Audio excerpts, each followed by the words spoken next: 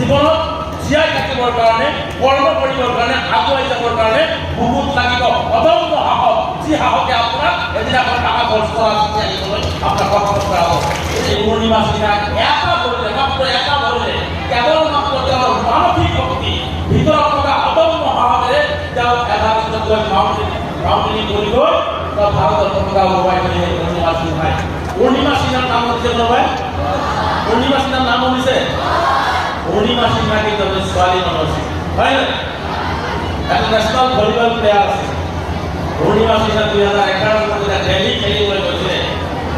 volleyball খেলিবলৈ যেতিয়া গৈছিলে তেওঁ ইউপি ট্ৰেইনৰ পৰা তেওঁ পৰি গৈছিলে না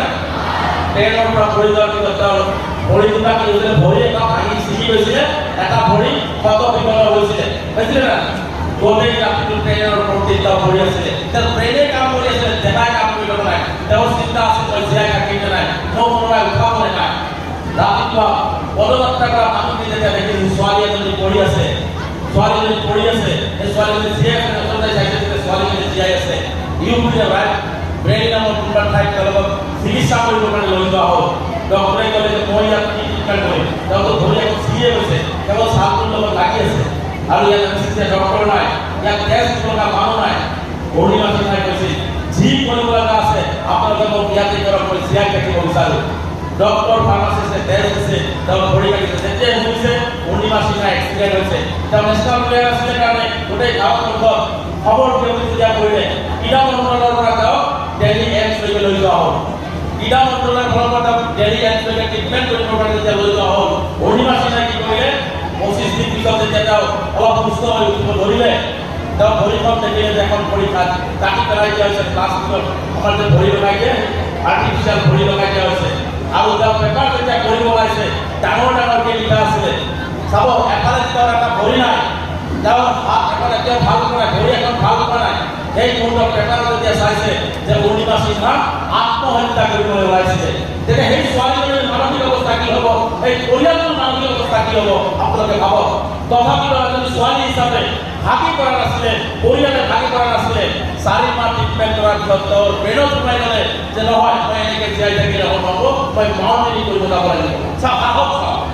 জীৱনত সাহস কৰি এই যে আঠজনী ছোৱালীয়ে সাহস কৰি আহিছে সাহস কৰি অহাৰ কাৰণে তেওঁলোকে পুৰস্কাৰ পালে নাই বাকীখিনি নাহিলে সাহস জীৱনত জীয়াই থাকিবৰ কাৰণে কৰ্ম কৰিবৰ কাৰণে আগুৱাই যাবৰ কাৰণে বহুত লাগিব অদম্য সাহস যি সাহসে আপোনাক এদিনাখন টকা খৰচ কৰা আনিবলৈ আপোনাক সক্ষম কৰাব এই অদম্য সাহস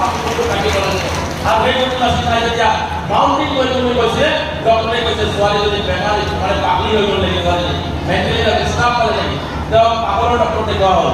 তাৰ পিছত নহয় মই একো হোৱা নাই মই মাউণ্টেনিং কৰিম তেওঁ যেতিয়া ওলাই গৈছে বাহিৰত মাউণ্টেনিং কৰা ইমান সহজ নহয় স্পন্সৰশ্বিপ লাগিব টকা লাগিব বহুত কিবা ট্ৰেইনিং লাগিব সেই টকা ছোৱালীজনী ক'ত পাব এখন ভৰিৰে এটা মাত্ৰ ভৰি আছে তথাপি এটা ভৰিৰ লগত আকৌ ৰড সোমাই দিয়া আছে তেনেকুৱা এটা পৰিস্থিতি কাৰণ কোনোবাই তাক টকা দিব এবাৰে যাবৰ কাৰণে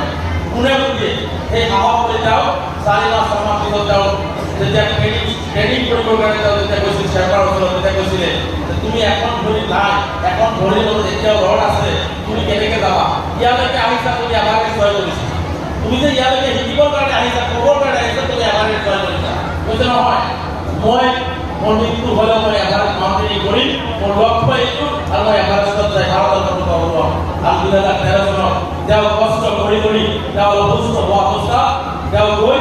এই পূৰ্ণিমা সিন্হাই এটা কৰিলে মাত্ৰ এটা কৰিলে কেৱল মাত্ৰ তেওঁৰ মানসিক শক্তি ভিতৰত থকা অদম্য সাহসেৰে তেওঁ এভাৰেষ্টত গৈ মাউণ্টেনিং কৰি গৈ তেওঁ ভাৰতৰ পতাকা উৰুৱাই দিলে পূৰ্ণিমা সিন্হাই কিয় নিৰ্বাচনৰ ছোৱালীয়ে নোৱাৰিব